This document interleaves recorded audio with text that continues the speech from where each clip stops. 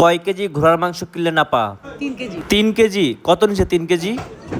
3 KG নিল 1000 টাকা। 1000 টাকা। আগে কম ছিল, আমি কম দেখে আসছি। আগে কি খাইছেন আপনি ঘোড়ার মাংস? কখনো খাই নাই, এই ফার্স্ট।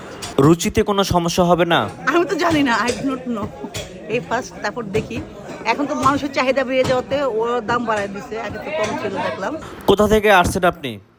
আমি আসছি মূলত ঢাকা থেকে, একটা সার্ভে কাজে আসছি তো, জরিপের কাজে। তখন দেখলাম যে এখানে আপনার এরকম ঘোড়ার মাংস টাংস বিক্রি করছে। তো যেহেতু ফ্রিল্যান্সার, ভাবলাম তাহলে নিয়ে যাই, এই কারণে আসলাম। এসে ওরা আবার টোকেন দিয়ে দেয়, সিরিয়াল দিয়ে দেয়। সকালবেলায় আসছি 55 নম্বর সিরিয়াল, এখন নিয়ে যাচ্ছি আর কি। ঠিক আছে, যেহেতু এর আগে খাননি আপনি ঘোড়ার মাংস, তাহলে এখন মানে কোনো ধরনের সমস্যা হবে না তো? না না, আসলে হয়েছে কি, আমি নিজেও মানে কনফিউজড, আই ওয়াজ কনফিউজড আসলে আদৌটা খাওয়া যায় কিনা। তারপর যখন হাদিস দেখলাম, তারপর ইউটিউব দেখলাম, দেখার পর দেখলাম না, ওলামা ইকরামরা বলেছে এটা খাওয়া যাবে। আমার হুজুর পাক সাল্লাল্লাহু আলাইহি ওয়াসাল্লাম সাহাবারা খেয়েছে।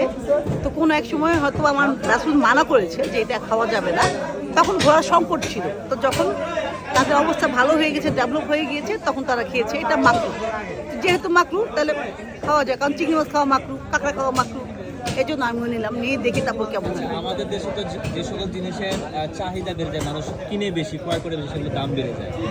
এইখানে তো তাই হয়েছে, 200 টাকা 250 টাকা এখন দেখেন, মানে 350 টাকা।